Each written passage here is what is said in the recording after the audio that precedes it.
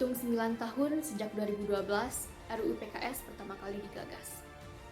Namun hingga detik ini, September 2021 masih tak kunjung disahkan.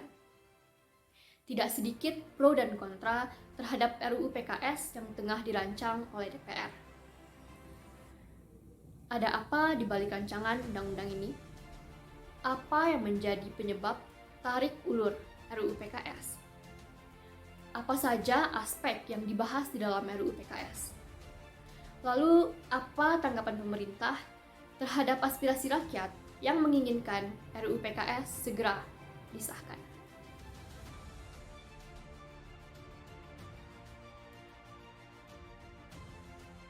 Wakil Ketua Komisi 8, Bapak Marwanda Sopang mengatakan bahwa terdapat 4 hal yang menyebabkan RUU PKS hingga saat ini belum segera disahkan. 4 hal tersebut antara lain yaitu yang pertama, adanya perbedaan pendapat dalam penentuan judul RUU PKS. Lalu yang kedua, juga definisi di dalam RUU PKS bagi sebagian anggota DPR masih dianggap ambigu atau memiliki makna ganda. Lalu berikutnya mengenai bab pidana dan juga pemidanaan yang ada di dalam RUU PKS masih dipertanyakan oleh sebagian besar dari anggota DPR. Lalu selanjutnya, 7 dari 9 aspek yang dibahas di dalam RUU PKS juga tercantum dalam KUHP.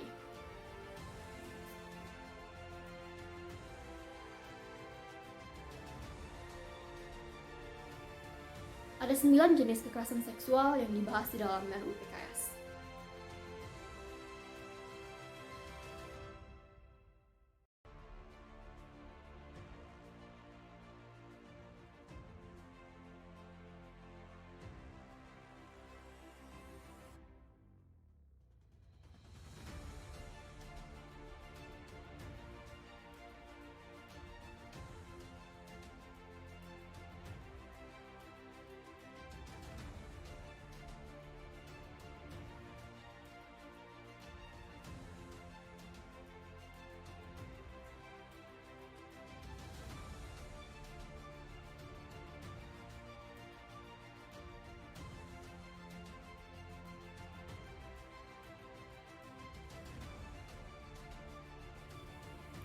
Seiring berjalannya waktu hingga September 2021, RUU PKS ini tak kunjung disahkan.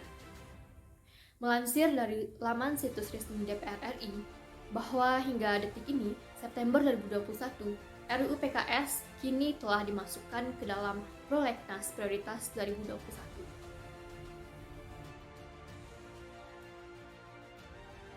Setiap orang berhak untuk mendapatkan perlindungan atas hak asasi manusia dan perlindungan dari kekerasan seksual.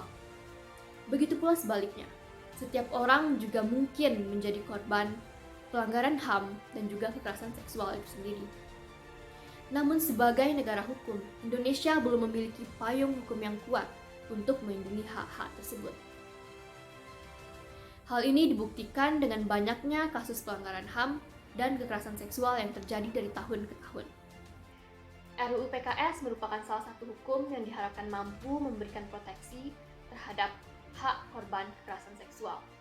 Namun sayangnya, hingga saat ini masih belum disegerakan untuk disahkan. Sehingga yang bisa kita lakukan sebagai rakyat Indonesia saat ini adalah sudah saatnya kita menyadari tentang pentingnya bahaya kekerasan seksual. Dan juga kita harus menjauhi segala tindakan yang merujuk pada kekerasan seksual. Selain itu, kita juga harus mendukung penuh pengesahan rancangan undang-undang penghapusan kekerasan seksual sehingga terdapat kepastian hukum yang menjamin para korban dalam tindakan kekerasan seksual. Dan juga kita harus saling mendorong semua pihak agar aktif mengawal rancangan undang-undang penghapusan kekerasan seksual dengan sesama. Tegakkan hukum demi rakyat, demi bangsa, demi negara.